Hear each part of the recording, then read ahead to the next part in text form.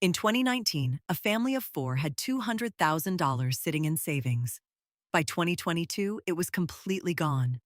Not stolen, not gambled away in some casino, gone through completely normal everyday decisions that millions of families are making right now.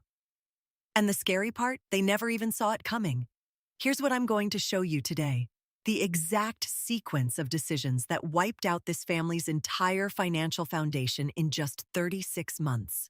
And by the time we get to decision number 4, I think a lot of you are going to recognize something uncomfortably familiar. Because this wasn't a reckless family. This was a smart, hardworking, middle-class family doing everything they thought they were supposed to do.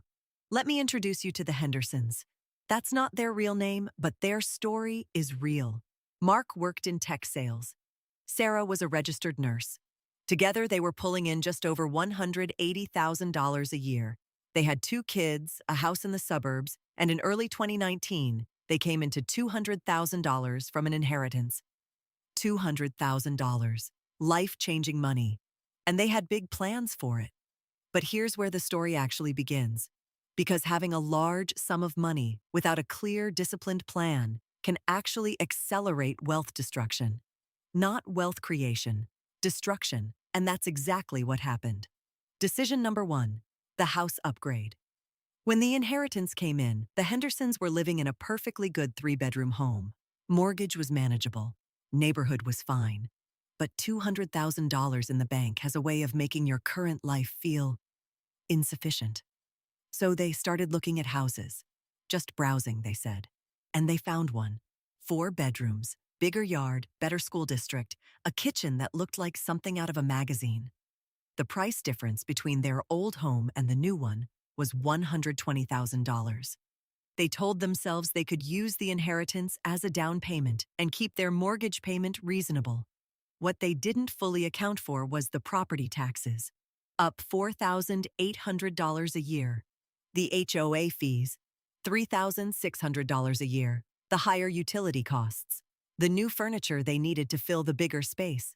Within 12 months of moving in, they had spent $145,000 of the inheritance. Not on the house itself, on everything that came with it. Decision number 2, the car situation. New house, new neighborhood. And suddenly the old cars felt out of place. Mark's car was 7 years old, perfectly functional, but the new neighbors were driving newer models and look, nobody wants to admit that stuff matters to them. But it does. They financed 2 new vehicles. Together, those car payments added $1,400 a month to their expenses. That's $16,800 a year.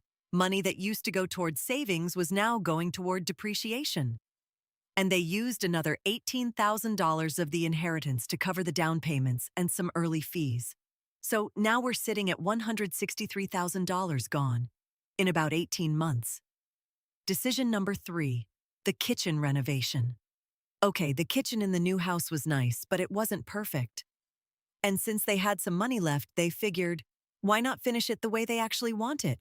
The contractor quoted them $28,000. It ended up costing $41,000 because it always costs more. If you've ever done a renovation, you know exactly what I'm talking about. Unexpected structural issues, upgraded finishes because, hey, you've already started. A delay that meant the family had to eat out for 6 weeks straight. Now they're at $204,000 out of pocket. The inheritance is gone. And they've actually dipped into their existing emergency fund to cover the overage. Decision number 4, the one that really broke them. This is the one I mentioned at the start. The one that's going to feel familiar. With no cushion left and higher monthly expenses, when Mark's company went through layoffs in late 2021, they had absolutely zero runway. No emergency fund, no liquid savings, just a beautiful house, 2 nice cars, and a stunning kitchen. Sarah's nursing income covered about 60% of their monthly bills. The other 40% started going on credit cards, at 22% interest. They lasted 8 months trying to hold on before they had to make the hardest decision. They sold the house, took a loss because the market had shifted in their area, sold one of the cars, and moved into a rental. 3 years after receiving $200,000, they were starting completely over, with credit card debt they hadn't had before. So what are the actual lessons here? Because I don't want this to just be a sad story. I want it to be useful. Lesson 1. Lifestyle inflation is silent and fast. Every upgrade the Hendersons made felt justified in the moment. The house was a good investment, they thought. The cars were practical. The kitchen added value. But each upgrade also raised their baseline. Their minimum monthly cost of living went up significantly. And a higher baseline means less room for error. Lesson 2. A lump sum without a written plan is just accelerated spending. If you ever come into money, inheritance, bonus, business sale, the single most important thing you can do is wait. 90 days. Just wait. Put it in a high-yield savings account and don't touch it for 90 days while you build an actual plan with actual numbers. Lesson 3. Emergency fund first. Always. Before investing. Before upgrading. Before anything. 3 to 6 months of expenses, liquid and untouched. The Hendersons didn't lose everything because of one bad decision. They lost everything because when one thing went wrong, there was nothing there to catch them. Lesson 4. Separate your wants from your needs. Even when you can technically afford both. The Hendersons could afford the house upgrade. What they couldn't afford was the house upgrade, plus the cars, plus the renovation, plus a job loss. Any single one of those things alone would have been fine. All four together? That's how you lose $200,000. Here's the bottom line. Wealth isn't destroyed by catastrophes most of the time. It's eroded by a series of small, reasonable-sounding upgrades that slowly eliminate your margin for error. The Hendersons weren't reckless. They were just optimistic.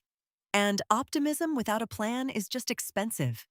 If any part of this story hit close to home, if you recognized a decision you've already made or are about to make, drop it in the comments. Not to shame yourself, but because other people need to hear they're not alone in this. And if you want to see the exact steps for building a financial buffer that actually protects you when things go sideways, that video is right here. It's worth your time.